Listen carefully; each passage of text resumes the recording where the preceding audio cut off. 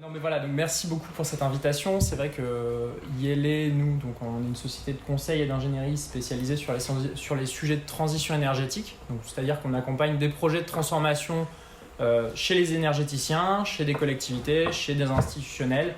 Voilà, donc on travaille beaucoup avec RTE.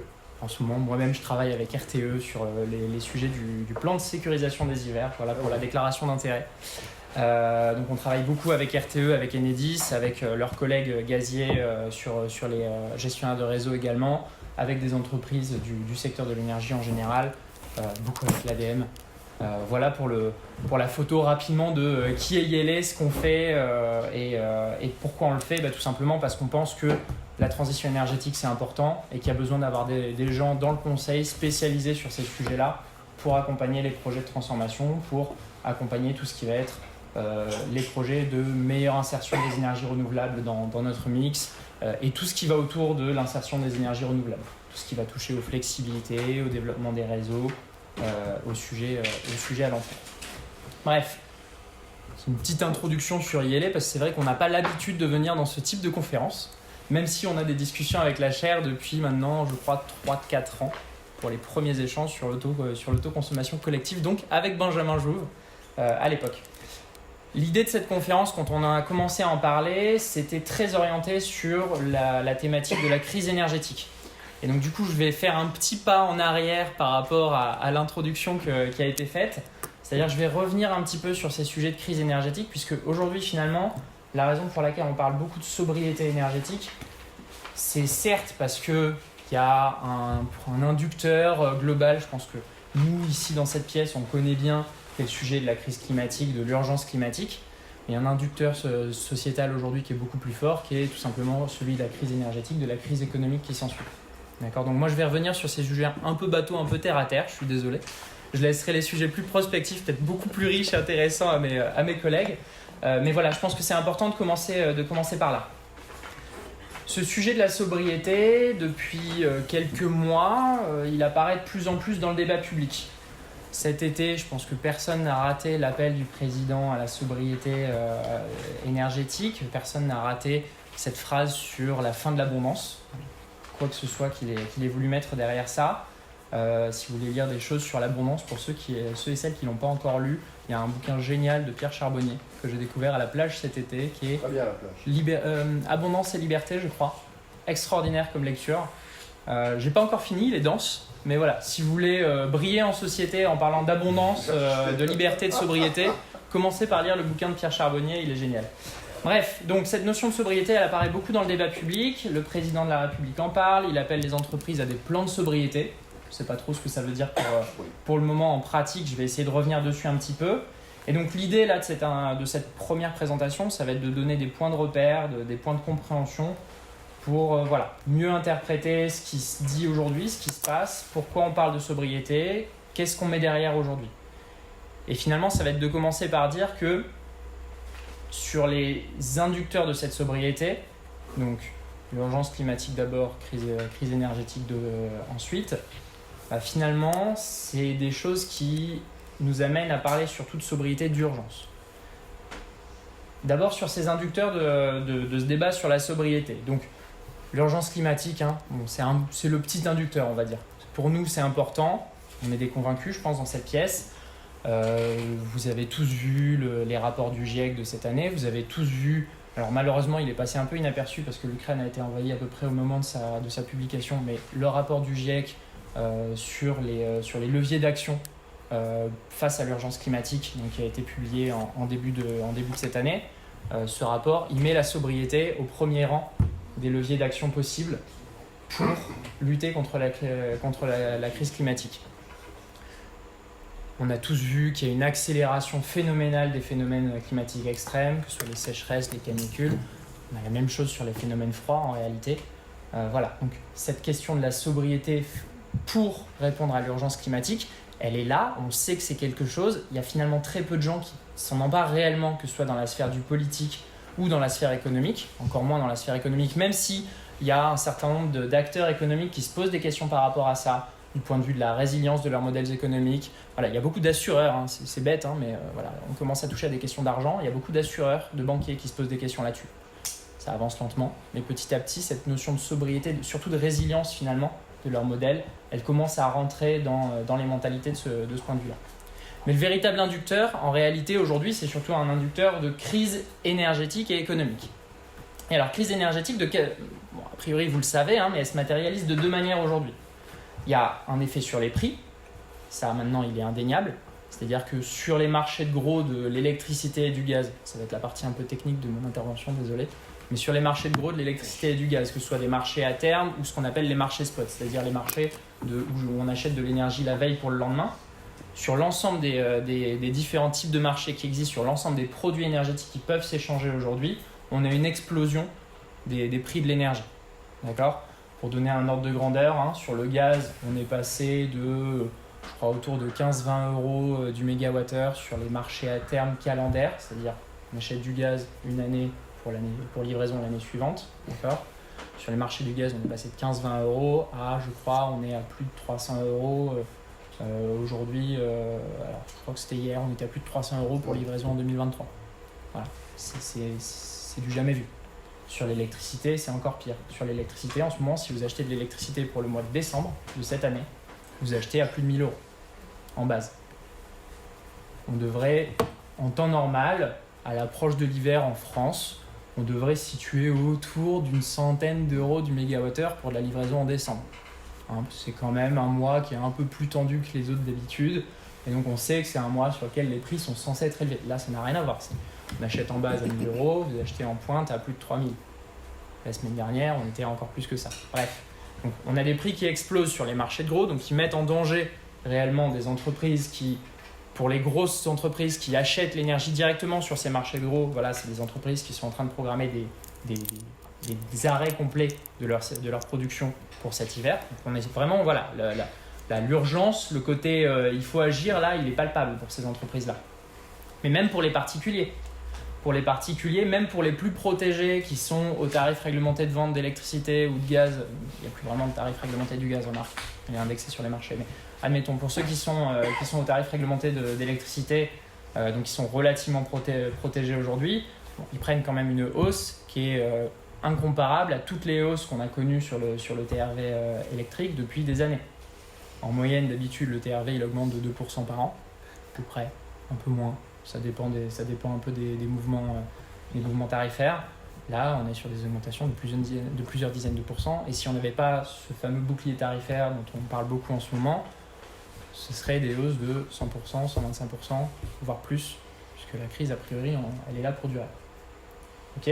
Voilà, donc premier effet de cette crise, il est sur les prix, que ce soit pour les entreprises, pour les particuliers, pour les collectivités, pour tout le monde. En France, on est relativement protégé, ça pourrait être pire.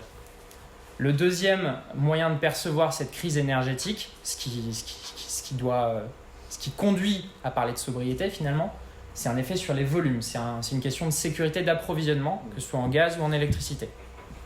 Ça, il y a plein de facteurs qui expliquent les difficultés sur notre sécurité d'approvisionnement et du coup, en vrai, qui expliquent aussi ce qui se passe sur les prix, puisque les deux sont très liés. On a un effet prix, un effet volume de l'autre. On a des facteurs structurels. On est en retard sur le développement des renouvelables. Voilà, c'est un fait. Aujourd'hui, on commence à se rendre compte que c'est dommage. Parce que les renouvelables aident, mine de rien. Les renouvelables aujourd'hui, même RTE le dit dans ses rapports depuis un petit moment maintenant, les renouvelables aident non seulement à réduire les émissions de CO2, mais sont aussi un facteur de sécurisation des approvisionnements en électricité, en renouvelables et en gaz. Voilà, maintenant ça y est, c'est dit, c'est quelque chose dans le débat, il n'y a plus de débat sur ça. C'est intéressant de développer les renouvelables pour ces deux raisons-là.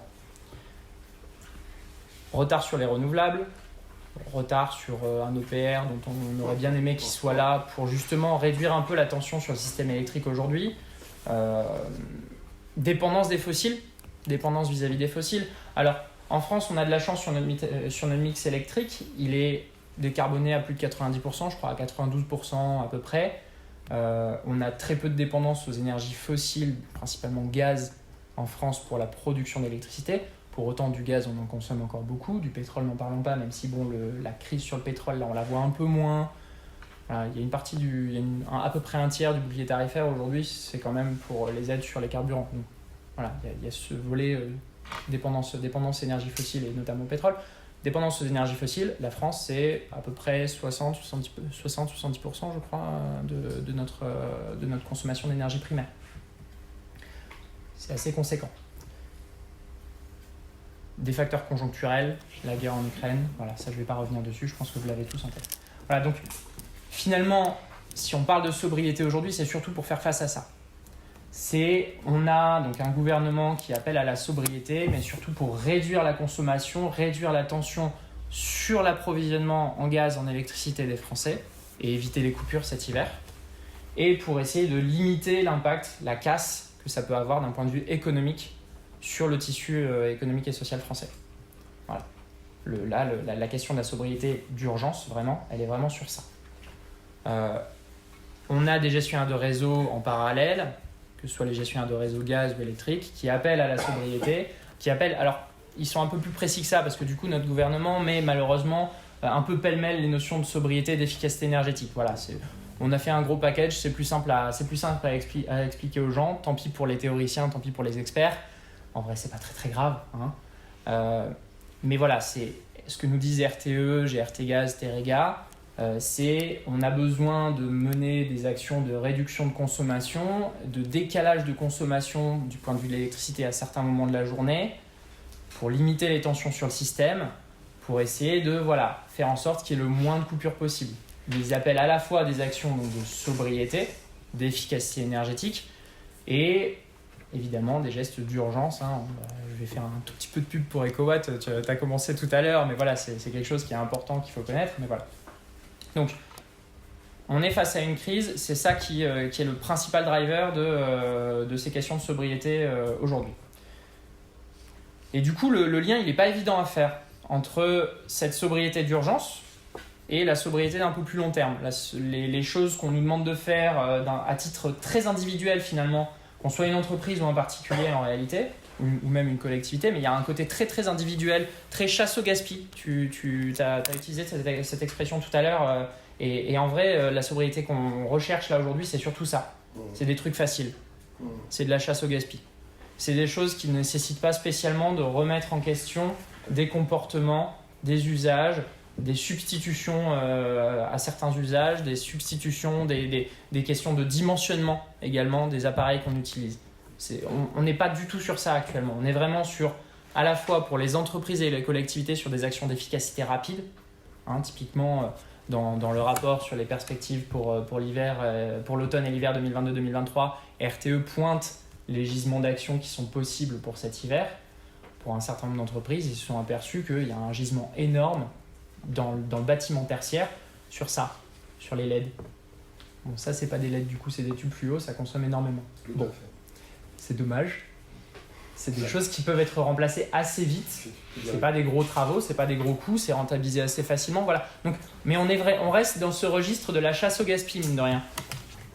On reste dans ce registre de la chasse au gaspillage avec des gisements qui, d'après les gestionnaires de réseau, sur ces gestes on va dire de sobriété, efficacité, d'urgence, on pourrait gagner jusqu'à 4-5 gigawatts sur les pointes de consommation tous les jours. Juste en remplaçant certains appareils, en repensant peut-être à certains usages, parce qu'on a vraiment besoin de chauffer les bâtiments à 26 degrés, comme c'est souvent le cas encore, alors que la loi dit 19 degrés depuis des années. Bref, 4-5 gigawatts, c'est énorme.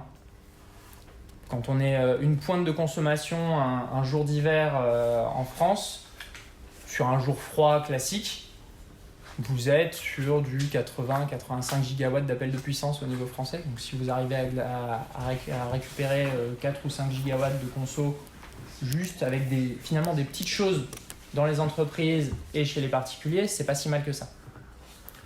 Donc tout ça, c'est des gestes vraiment sur de la sobriété d'urgence. Donc là, le but, et du coup, ça va être la partie le travail qui va être présenté, je pense, par mes collègues. Ça va être la partie vraiment de penser la manière de faire le lien entre cette crise qu'on est en train de traverser, qui a priori est partie pour durer quand même quelques années, parce que là, on a des prix de l'énergie qui sont à la hausse pour au moins les 3 prochaines années. D'accord ? Donc on va subir les effets pendant un petit moment. C'est comment est-ce qu'on fait pour penser le lien entre cette sobriété, cette chasse au gaspillage, là tout de suite en urgence maintenant, pour éviter la casse, avec une sobriété plus structurelle, avec une sobriété qui doit être un vrai projet de société, qui doit être quelque chose sur lequel on a non seulement des enjeux individuels, mais aussi des enjeux collectifs, sur lesquels on repense nos manières de consommer, sur lesquels on pense nos manières de produire, sur lesquels on repense notre manière d'utiliser les appareils de notre quotidien. Finalement, repenser, et c'est vraiment tout repenser sur la chaîne énergétique, c'est ça qui rend le défi passionnant pour nous qui travaillons dans le secteur. Hein. C'est non seulement penser la production en amont, mais les services qui sont apportés aussi notamment par les fournisseurs d'énergie au milieu. Hein. Un fournisseur d'énergie, s'il doit penser sobriété, comment il conçoit son business demain? Nous, c'est des questions chez Yellow qui nous intéressent beaucoup, hein, puisque forcément, ça touche à nos clients. Et il faut qu'on réussisse à apporter de l'intelligence à nos clients là-dessus. Bon, comment il fait un fournisseur demain pour dire mon but, c'est pas uniquement... J'ai fini. Mon but, c'est pas uniquement d'apporter de l'énergie, de permettre aux gens de se chauffer, de s'éclairer. C'est de leur permettre de faire ça avec le bon niveau de confort pour eux. C'est de leur apporter, finalement, c'est ça, un service de confort énergétique. Plus qu'un simple service je vous apporte de l'éclairage, du chauffage. Voilà, donc c'est toutes ces choses-là qui sont importantes de penser et de penser dans la durée parce que en vrai, là, certes, on est sur une crise qui lance le mouvement de sobriété là, à très court terme. On est en plein dedans là, donc il faut réagir très vite. Et malheureusement, quand on réagit vite, souvent c'est des sparadraps. Donc on va faire des petits trucs, c'est très bien. Mais il ne faut surtout pas que ça empêche de penser l'après. Parce que la vraie crise, c'est pas la crise énergétique, c'est pas la crise économique qu'on va prendre, qui va faire très mal, mais qu'on va prendre. C'est la crise climatique. C'est celle face à laquelle on doit réagir absolument. Voilà pour ce mot de déprime initiale. Non. Merci beaucoup.